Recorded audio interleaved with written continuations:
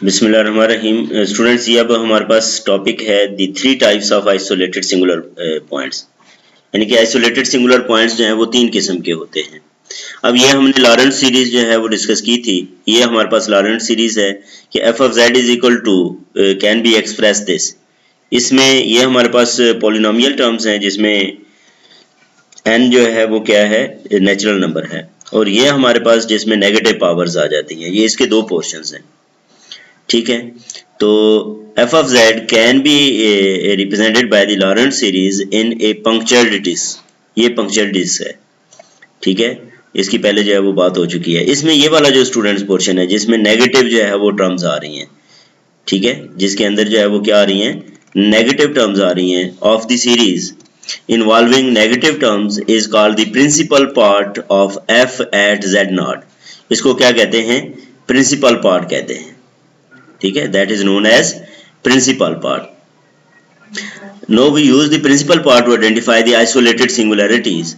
ये जो principal part है ये आइसोलेटेड सिंगुलैरिटी को आइडेंटिफाई करने के लिए यूज होता है as one of three special types. This classification will aid us in the development of residue theory that appears in the following sections, ठीक है जी। If the principal part of f at z naught contains at least one non-zero term, but the number of such terms is finite, then there exists a positive m such that, ठीक है, कि जिसमें bm non zero है और बाकी तमाम जो ये इसकी टर्म्स हैं वो क्या हैं, वो जीरो के इक्वल हैं। bm plus one, m plus two, अगली सारी टर्म्स जो हैं bm से अगली सारी टर्म्स जो हैं वो क्या हैं, वो जीरो के इक्वल हैं। इससे पीछे जो bm तक जो है वो टर्म्स वो नॉन जीरो हैं, ठीक है। तो this may be expressed as this. इसको हम अब इस तरह एक्सप्रेस कर रहे हैं। पहले जो सीरीज थी वो इन्फिनिटी तक जा रही थी, लेकिन अब हमने जो है वो bm से जो अगले ये कोएफिशिएंट्स हैं उनको क्या कर दिया है, जीरो कर दिया है। इसका मतलब अब इसके अंदर जो टर्म्स हैं वो फाइनाइट टर्म्स आ गई हैं, ठीक है। ये जो नेगेटिव टर्म्स हैं ये क्या है, फाइनाइट नंबर ऑफ टर्म्स हैं, क्योंकि bm इज नॉन जीरो। इस केस के अंदर isolated singular point z naught that is called a pole of order m, ठीक है जी।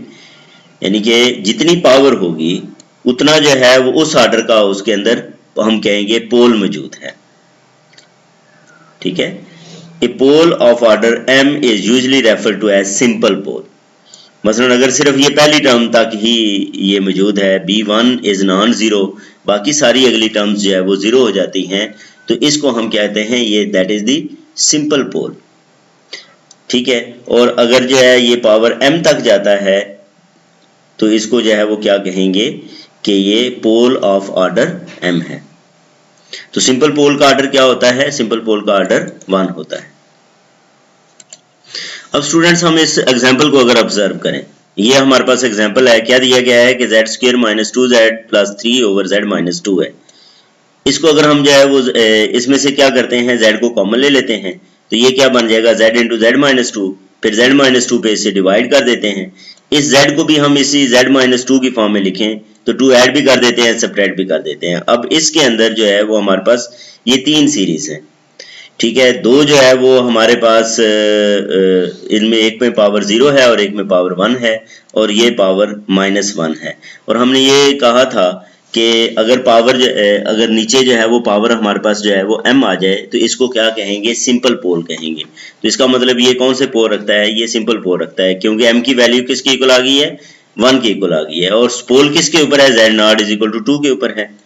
और इसका रेजिड्यू, इसका कोएफिशिएंट होगा, और रेजिड्यू क्या बनेगा, 3 बनेगा। इसका रेजिड्यू क्या बनेगा, 3 बनेगा। इसी तरह हम एग्जांपल नंबर 2 को डिस्कस करें तो ये हमारे पास फंक्शन है sine hyperbolic z over z raise to power 4, 1 over z raise to power 4 है। साइन हाइपरबोलिक z की हम सीरीज पहले पढ़ चुके हैं, उस सीरीज को हम यहाँ पे जो है वो लिखेंगे, फिर z रेज़ टू पावर 4 पे हम क्या करते हैं, डिवाइड कर देते हैं। तो इसमें ये देखें हमारे पास जो नेगेटिव पावर्स में है, यहाँ पे ये m की वैल्यू जो है वो हमारे पास क्या आ गई है, 3 के इक्वल आ गई है m की वैल्यू क्या है 3 है, तो इसका मतलब इसका पोल किस ऑर्डर का होगा 3 का होगा। किसके ऊपर होगा z इज इक्वल टू 0 के ऊपर होगा। और रेजिड्यू जो है वो क्या बनेगा b1 का कोएफिशिएंट, b1 का कोएफिशिएंट क्या है 1/3 फैक्टोरियल, 3 फैक्टोरियल 6 के इक्वल होता है, तो b1 इज इक्वल टू 1/6।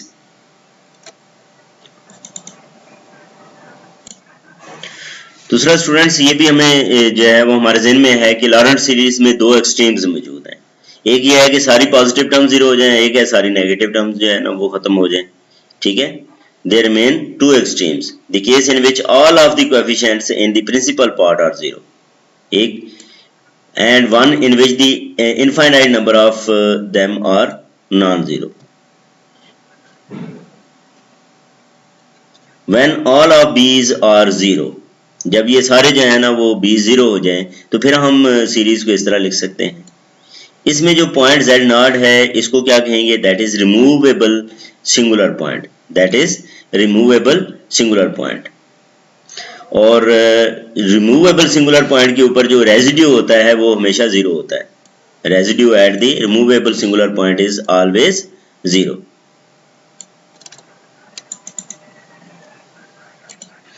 अब स्टूडेंट्स अगर हम जो है वो इसको ऑब्जर्व करें तो ये हमारे पास function F of Z is equal to this. अब बजाय इसके अंदर जो है वो Z is equal to zero पे ये क्या है सिंगुलर पॉइंट है, लेकिन जब हम इसको जो है वो सिंप्लीफाई करते हैं कॉस जेड की जो है वो वैल्यू को पुट करें,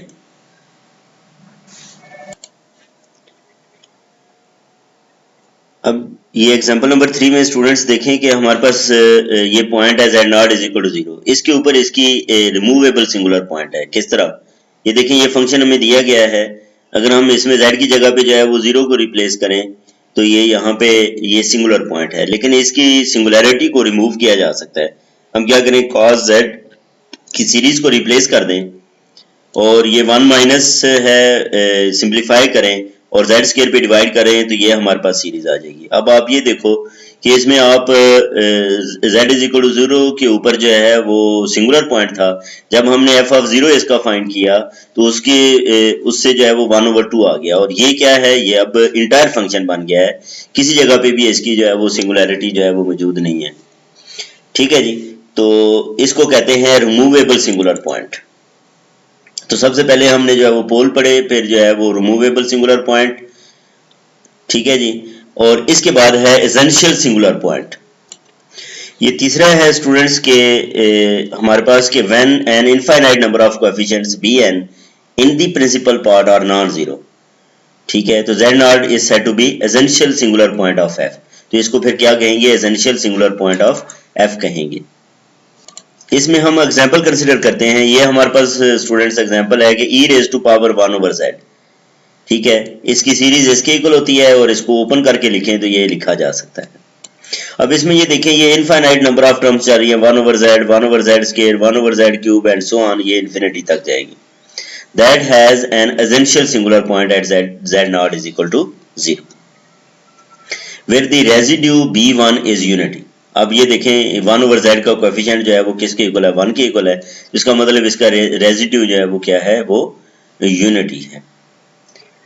ठीक है जी, और इसको कहेंगे एसेंशियल सिंगुलर पॉइंट, यानी कि इसके अंदर इसकी सिंगुलैरिटी को हम जो है वो रिड्यूस नहीं कर सकते, और इसमें फाइनाइट नंबर ऑफ टर्म्स भी नहीं है। अगर फाइनाइट नंबर ऑफ टर्म्स होती तो हम कहते हैं ये पोल्स हैं ऑफ ऑर्डर दैट। तो अब स्टूडेंट्स तीन चीजें हो गई, पोल्स ऑफ ऑर्डर और रिमूवेबल सिंगुलैरिटी और एसेंशियल सिंगुलर पॉइंट। अब स्टूडेंट्स हमारे पास एक्सरसाइजेज में ये देखें कि वो कहता है in each case write the principal part of the function. हमने क्या करना है, प्रिंसिपल पार्ट को लिखना है। लॉरेंट सीरीज एक्सपेंशन के अंदर प्रिंसिपल पार्ट को लिखना है, और जो उसके आइसोलेटेड सिंगुलर पॉइंट है उसके ऊपर हमने जो है वो डिटरमिन करना है क्या कि जो दैट पॉइंट वो पोल है, रिमूवेबल सिंगुलर पॉइंट है या एसेंशियल सिंगुलर पॉइंट है। तीन चीजें हमने डिस्कस की हैं। ठीक है, तो हमारे पास जो है वो ये दी गई हैं, ये ए, ये बी, ये सी, डी और ई, ये जो 5 हमारे पास क्वेश्चंस हैं ये दिए गए हैं, इनको जो है वो हम चेक करते हैं। अब स्टूडेंट्स हम सबसे पहले इस पार्ट को देखते हैं। इस पार्ट में ए में क्या दिया गया है, z e raise to power 1/z जो है वो गिवन है, तो इसकी सबसे पहले हम जो है वो मैक्लॉरेन सीरीज एक्सपेंशन लिखेंगे, उसके अंदर प्रिंसिपल पार्ट को ऑब्जर्व करेंगे। प्रिंसिपल पार्ट से हमें पता चलेगा कि ये पोल है, रिमूवेबल सिंगुलर पॉइंट है या फिर एसेंशियल जो है वो सिंगुलैरिटी है। तो इसको जो है वो हम देखते हैं। अब यहाँ पे ये देखें स्टूडेंट्स, एक तो हमारे पास e raise to power z की एक्सपेंशन हमें पता होना चाहिए।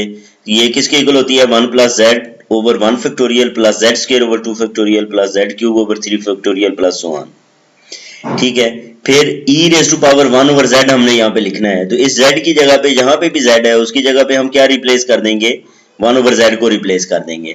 और फिर हमने किससे मल्टीप्लाई कर देना है, z से मल्टीप्लाई कर देना है। जब ये मल्टीप्लाई करेंगे तो हमारे पास ये सीरीज आ जाएगी। इसका ये जो पार्ट है that part is known as principal part. इसका ये पार्ट है that is the principal part. तो अब हमने प्रिंसिपल पार्ट से जो है वो देखना है कि जो हमारे पास सिंगुलर पॉइंट है वो उसकी नेचर कौन सी है। अब स्टूडेंट्स जब हमने इसके प्रिंसिपल पार्ट को जो है वो ऑब्जर्व किया at z is equal to 0 के ऊपर, तो ये देखें ये इसका प्रिंसिपल पार्ट है। एक तो ये है कि प्लस सो ऑन, ये फाइनाइट नंबर ऑफ टर्म्स नहीं है। इसका मतलब ये है ये पोल्स नहीं है ऑफ किसी भी आर्डर के। और दूसरा ये है कि इसकी सिंगुलैरिटी को हम रिमूव भी नहीं कर सकते। तो इसका और ये इनफाइनाइट तक जा रहा है। इसका मतलब z इज इक्वल टू 0 के ऊपर ये एसेंशियल सिंगुलर पॉइंट है। कौन सा सिंगुलर पॉइंट है, एसेंशियल सिंगुलर पॉइंट है। तो ये हमने ऑब्जर्व कर लिया कि ये एसेंशियल सिंगुलर पॉइंट है।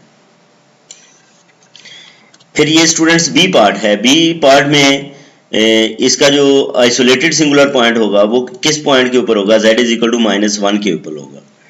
ठीक है, तो सबसे पहले तो हमने क्या करना है, इसको उसकी सीरीज की फॉर्म में लिखना है। और सीरीज की फॉर्म में लिख के फिर हमने बताना है कि क्या वहां पे पोल है, एसेंशियल सिंगुलैरिटी है या रिमूवेबल सिंगुलैरिटी है। तो इसका जो प्रिंसिपल पार्ट है at z is equal to -1 involves the power of z plus 1। इसके अंदर कौन सी पावर्स होंगी, z प्लस 1। तो हमने इसको मुकम्मल तौर पे किसके अंदर चेंज कर देना है, z प्लस 1 के अंदर चेंज कर लेना है। अब ये जो z स्क्वायर है ऊपर, इसको भी हम z प्लस 1 की फॉर्म में लिखते हैं। तो इसको क्या लिखा जा सकता है, z plus 1 whole square minus 2z plus 1, यानी कि प्लस 2z माइनस 1 ऐड भी कर दिया, सब्ट्रैक्ट भी कर दिया। तो अब यहाँ पे ये हमारे पास z स्क्वायर आ गया और इसमें ये जो आगे z है इस z को भी हम क्या लिख सकते हैं, z प्लस 1 z की फॉर्म में लिखा जा सकता है। अब आप ये देखो z स्क्वायर को हमने मुकम्मल तौर पे किस फॉर्म में कन्वर्ट कर लिया है, z प्लस 1 की फॉर्म में कन्वर्ट कर लिया है। अब हमने करना क्या है, इसकी वैल्यू इधर जो है वो पुट कर देनी है, यानी कि z square over 1 plus z है, ऊपर z स्क्वायर की वैल्यू आ जाएगी in terms of z plus 1, क्योंकि इसकी एक्सपेंशन किस में बनती थी, z प्लस 1 की फॉर्म में बनती थी। ये हमारे पास जो है वो z प्लस 1 है, सेपरेटली डिवाइड करेंगे तो हमारे पास ये 3 टर्म्स आ गए। अब ये देखो इसमें जो प्रिंसिपल पार्ट है that consist of finite number of terms, और इसमें टर्म भी जो है वो एक ही है, यानी कि z प्लस 1 की होल पावर क्या है, 1। इसका मतलब अगर z इसकी पावर 1 हो तो इसको कौन सा पोल कहते हैं, सिंपल पोल कहते हैं। इसका मतलब z इज इक्वल टू -1 के ऊपर इसका जो प्रिंसिपल पार्ट है वो सिंपल पोल रखता है। तो ये सीरीज जो है इसको हम क्या कहेंगे कि ये has a simple pole at z is equal to -1।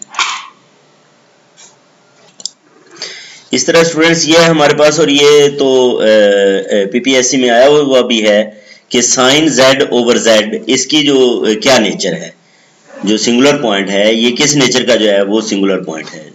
अब यहाँ पे ये देखें z इज इक्वल टू 0 के ऊपर इसकी सिंगुलैरिटी तो मौजूद है, लेकिन ये सिंगुलैरिटी रिमूवेबल है। किस तरह, अगर हम जो है वो साइन z की सीरीज यहाँ पे रिप्लेस करें, z पे डिवाइड करें, तो हमारे पास इसकी सिंगुलैरिटी रिमूव हो जाती है। क्यों कि जो इसका प्रिंसिपल पार्ट है वो 0 हो गया है, यानी कि z इज इक्वल टू 0 के ऊपर अब ये जो है वो इसकी सिंगुलैरिटी नहीं रही, बल्कि z इज इक्वल टू 0 के ऊपर ये इंटायर फंक्शन हो गया है।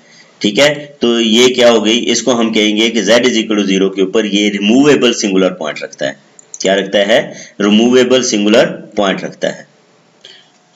नेक्स्ट स्टूडेंट्स हमारे पास ये है कि cos z ओवर z, क्या है, cos z ओवर z, इसका आइसोलेटेड सिंगुलर पॉइंट जो है वो z इज इक्वल टू 0 के ऊपर है। इसमें ये देखना है कि तीनों में से इसकी कौन सी टाइप बनती है। अब ये देखें cos z है, cos z की हम सीरीज को पुट कर देंगे, फिर z पे डिवाइड कर दें तो ये हमारे पास सीरीज है, और इसका जो प्रिंसिपल पार्ट है उसमें 1 ओवर z आ गया। इसका मतलब 1 ओवर z इसका प्रिंसिपल पार्ट है, तो z इज इक्वल टू 0 के ऊपर इसकी सिंगुलैरिटी है, क्योंकि ये फाइनाइट नंबर ऑफ टर्म्स हैं तो इसलिए ये पोल है, और इसमें है भी ऑर्डर 1 का पोल, तो इसलिए इसको जो है वो क्या कहेंगे, सिंपल पोल कहेंगे। इसका मतलब cos z ओवर z जो है वो क्या रखता है, सिंपल पोल रखता है। फिर नेक्स्ट है ई पार्ट में हमारे पास ये है 1/2 माइनस जेड इसका होल क्यूब। इसको स्टूडेंट्स हम लिख सकते हैं, माइनस कॉमन ले ले तो -1/z-2 का होल क्यूब। ठीक है, तो अब यहाँ पे अगर आप ये देखें तो ये हमारे पास पहले ही इस फॉर्म में मौजूद है, ये इसका प्रिंसिपल पार्ट ही है और इसकी पावर कितनी है, 3। इसका मतलब z इज इक्वल टू 2 के ऊपर ये जो है वो इसकी सिंगुलैरिटी मौजूद है और इसका ऑर्डर कितना है, सिंगुलैरिटी ऑफ ऑर्डर 3 है, यानी कि या दूसरे लफ्जों में हम कहेंगे कि ये पोल है ऑफ ऑर्डर 3। नेक्स्ट स्टूडेंट्स हमारे पास ये क्वेश्चन नंबर 2 है। क्वेश्चन नंबर 2 में क्या है कि show that the singular point of each of the following function is a pole. हमने ये प्रूव करना है कि हर फंक्शन का सिंगुलर पॉइंट पोल है और फिर हमने उसका ऑर्डर डिटरमिन करना है कि उसका ऑर्डर कितना है। तो ये हमारे पास 3 जो है वो फंक्शंस दिए गए हैं, इनको जो है वो हम चेक करेंगे और इनको जो है वो प्रूव ये करना है कि ये सिंगुलर पॉइंट जो है वो पोल है। अब यहाँ पे ये देखें ए पार्ट की अगर हम बात करें तो इसका जो सिंगुलर पॉइंट है वो z इज इक्वल टू 0 के ऊपर है, तो 1 minus cos hyperbolic z over z cube का cos हाइपरबॉलिक z की सीरीज को हम पुट करेंगे, फिर सिंप्लीफाई करें z क्यूब पे डिवाइड करें तो हमारे पास ये सीरीज आ गई। अब इस सीरीज को ऑब्जर्व करें तो इसका जो हमारे पास प्रिंसिपल पार्ट है that consist of single term 1 over z। ठीक है, तो इसका मतलब यह है कि इसका पोल जो है वो किस ऑर्डर का है, फर्स्ट ऑर्डर का है, और इसमें जो कोएफिशिएंट है दैट इज -1/2 फैक्टोरियल -1/2। इस तरह अगर हम जो है वो बी पार्ट की बात करें तो singular point is at z is equal to 0। इसमें भी z इज इक्वल टू 0 के ऊपर जो है वो सिंगुलर पॉइंट है। हम e⁻²x की सीरीज को यहाँ पे रिप्लेस करेंगे, रिप्लेस करने के बाद सिंप्लीफाई करें और फिर इसको जो है वो डिवाइड करें तो हमारे पास यहाँ पे ये देखें ये जो 3 टर्म्स हैं ये प्रिंसिपल पार्ट है और इसमें m की is पावर जो है वो क्या है, 3 है। इसका मतलब ये पोल रखता है किसके ऊपर, ये जो 0 के ऊपर, और इसमें इसका जो है वो पोल का ऑर्डर कितना है, 3 है, और वो पोल जो है वो इसका b की वैल्यू वो किसके इक्वल है, वो ये देखें स्टूडेंट्स, ये हमारे पास 2 का क्यूब कितना होता है, 8, और 3 फैक्टोरियल 6, तो 2 कैंसिल होके जो है वो बाकी क्या बचेगा, -4/3, यानी कि हमने 1 ओवर z का कोएफिशिएंट लिखना है। क्या लिखना है, 1 ओवर z का कोएफिशिएंट लिखना है। इस तरह अगर हम जो है वो सी पार्ट की बात करें तो ये जो सिंगुलर पॉइंट है इसका वो किसके इक्वल है, z इज इक्वल टू 1 के ऊपर है, 1 - 1 0 होता है। अब इसकी हमें e⁻²z की टेलर सीरीज चाहिए, तो e⁻²z जो है, अब इसमें हम जो है वो z को अब रिप्लेस करेंगे किसके अंदर, z-1 की फॉर्म में लेके जाएंगे। उसमें हम क्या करते हैं, 2 को ऐड भी कर देते हैं, सब्ट्रैक्ट भी कर लेते हैं, फिर 2 को कॉमन लेंगे, ये जो है वो 2 एक जो है वो अलग हो जाएगा, ये इसको हम ई स्केयर लिख लेते हैं और बाकी इसकी जो है वो सीरीज बन जाएगी। सिर्फ z जहाँ पे है उसकी जगह पे जो है वो 2 × z-1 आ जाएगा। तो ये हमारे पास जो है वो लॉरेंट सीरीज है, इसकी अब कंप्लीट करते हैं, इसको इस पे z-1 स्क्वायर पे डिवाइड कर देते हैं, तो ये हमारे पास सीरीज आ गई जिसका जो प्रिंसिपल पार्ट है उसके अंदर 2 टर्म्स हैं, एक है 1 ओवर z-1 और एक है 1 ओवर z-1 इसका स्क्वायर। इसका मतलब m की वैल्यू 2 है तो इसका पोल ऑफ ऑर्डर 2 है। b की वैल्यू की बात करें तो 1 ओवर z-1 का कोएफिशिएंट होता है और वो है 2 ओवर 1 फैक्टोरियल, 2 ओवर 1 फैक्टोरियल और साथ e स्क्वायर जो है वो बाहर से मल्टीप्लाई भी हो रहा है, तो e square into 2 over 1 factorial that is 2e square है। तो इसका मतलब क्या हुआ कि ये इसका पोल कितने ऑर्डर का है, ऑफ ऑर्डर 2 है। इसके बाद स्टूडेंट्स हमारा नेक्स्ट टॉपिक जो होगा वो होगा रेजिड्यूज एज एट पोल्स। तो हम रेजिड्यूज फाइंड करेंगे पोल्स के ऊपर, ठीक है, इसका मेथड जो है वो डिफाइन करेंगे। अपना ख्याल रखें, अल्लाह हाफिज।